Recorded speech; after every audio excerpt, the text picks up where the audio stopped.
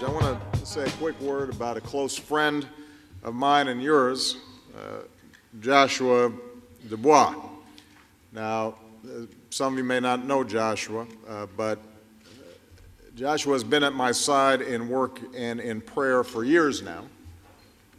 He is a young reverend, but wise in years. He's worked on my staff. He's done an outstanding job as the head of our faith-based office.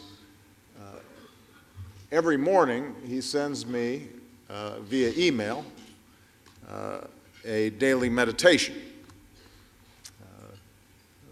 snippet of scripture for me to reflect on.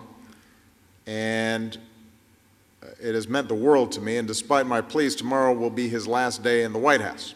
So this morning I want to publicly thank Joshua for all that he's done, and I know that everybody joins me in wishing him all the best in his future endeavors, including getting married.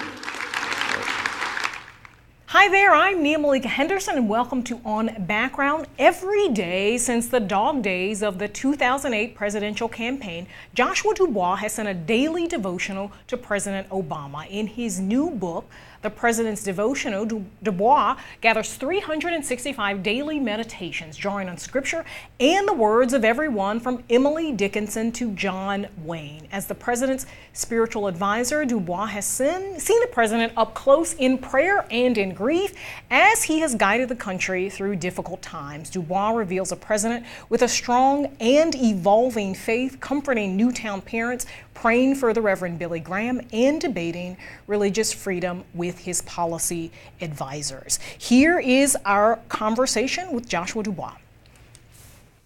Joshua, thanks so much for joining me today. We've got your book here. You've got one too. Excited to be here. Thanks for having me. Congratulations on this. Tell me how you came to work for Obama. Yeah.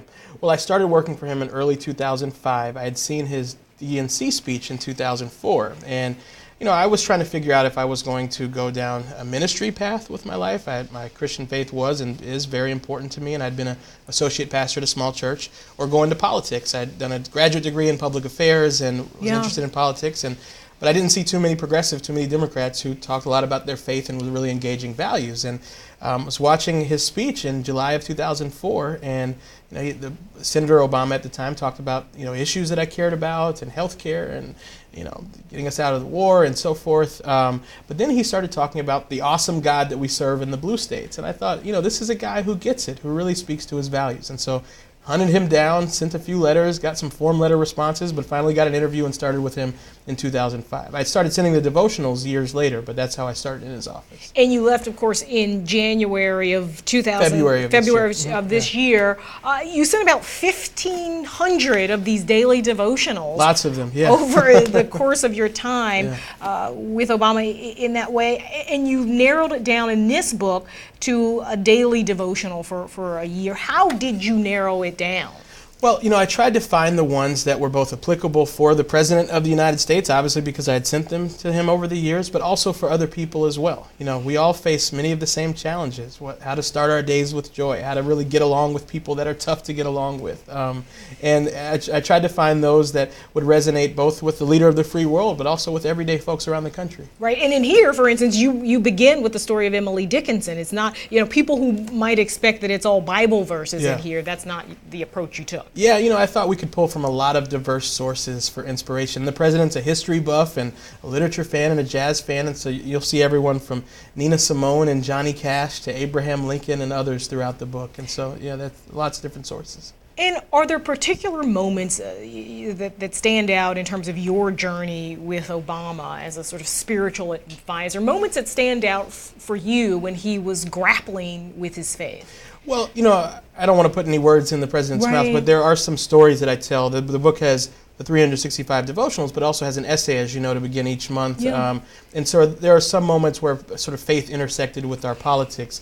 From very positive times, like going up to see Billy Graham, going up the side of a mountain to sit down with Billy Graham, and I tell that story a little bit, to more challenging times, like going with the president to Newtown and being with those families behind the scenes as he sought to provide some comfort to him. I think that was obviously a moment where he really leaned on his faith to try to bring some solace to other people. So yeah, there certainly were times where he's connected with his faith. What did you see? I mean, this is a president who has had to take that role as mourner-in-chief more often than any of us would like to see him do that at Newtown, at Aurora. What did you see him do in those moments? Well, I think he was just extraordinarily compassionate, and he sort of met the sorrow head on. He would look fathers directly in their eyes and try to connect with them on what it meant to lose their child. He would hold moms close. This is a president who, I think people don't get to see that vulnerable side a whole lot, but he was certainly sort of completely there for those families. And the thing that made it difficult in the Newtown case, where there were just so many people affected by it. We probably set up 6 or 7 classrooms where each of the families would sit, and there were over 100 people that had lost someone dear to them, and the president had to be there to minister for each one. And so just a really heartbreaking day. Critics say Obama doesn't go to church. He should go to church, maybe for symbolic reasons, but also for substantive reasons. What do you say to that? Well, a few things. One, the president's a committed Christian. His faith is a very important part of his daily life. He starts every day reading one of these devotionals. He also does other things as well. And you're still sending them to him? I still send them. Yeah. But he does other things as well. He spends time with pastors, either in the Oval Office or like going to visit Billy Graham, and they'll spend time in prayer for him. Every year on his birthday, he does a beautiful little tradition where pastors call in and pray for him for the year to come and the year that was. And so he's not the type of guy to wear these things on his sleeve, but it's a part of his life. I should say he has gone to church more often than some people assume. 3 weeks ago, that he and his family walked across the north lawn of the White House to go to St. John's Episcopal. He's visited. This is sort of called the President's Church. The President's Church. He's visited a number of African American churches in the district: Vermont Avenue Baptist and 19th Street Baptist and Allen Temple AME and Metropolitan AME. And so, from time to time, he really does enjoy worshiping with local congregations as often as he can. Talking to Joshua Dubois about his book, The President's Devotional, have you seen the president's faith evolve in some ways? Well, I think the president has even said that, your faith grows when it's tested. And he talks about Abraham Lincoln being driven to his knees for answers. And I think that's very true. I mean, this is, whether you're a Republican or Democrat, you can acknowledge that this is a very difficult job that he has, and with a series of challenges. And I think, he has sought to very intentionally and carefully cultivate his faith over the years. So I think it's grown. Yeah. What's your sense or your response to critics who say faith and religion shouldn't have any role in politics and policy? Well, I'd say a couple things. One, it is very important that we ensure the separation between church and state in the way that we engage religious issues in the public square. So, for example, taxpayer dollars should not go towards funding religious purposes and religious organizations in their religious work. That said, faith-based organizations and religion is an important part of the lives of millions of Americans, and we shouldn't ignore that. And so, the faith-based sector is serving people in need every single day. They're running food pantries and homelessness programs, and we should engage them.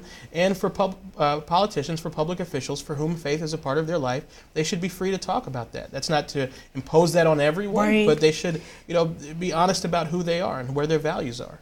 I think two of the most high-profile ways that religion and faith sort of collided with policy and politics over these last years, one being gay marriage, the other being with Obamacare and contraception and some Catholic institutions finding fault with the way that Obama wanted to roll that out. And you also were on a different side of where the president was in terms of Obamacare and contraception and Catholic institutions.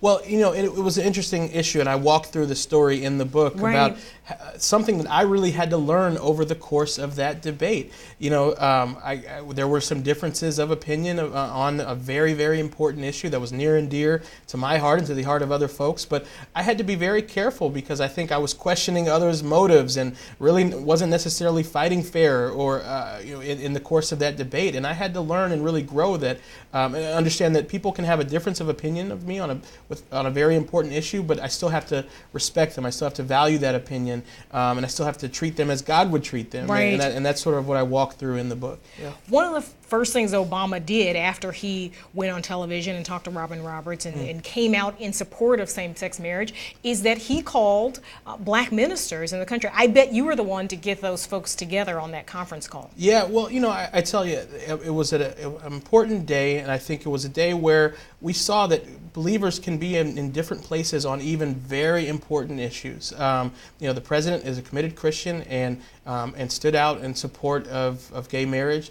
There are other Christians out there that believe something differently, but I think people in the religious community, many of them, not all of them, but many of them accepted where the president was, even if they didn't agree with him. And so, I think you were on that call with the. Yes, I was obviously a part of all of these engagements with the faith community, and I think I think there was a fair amount of acceptance even when people disagreed with the president, because they understand that you can be of the same faith but have differences of opinions on key issues.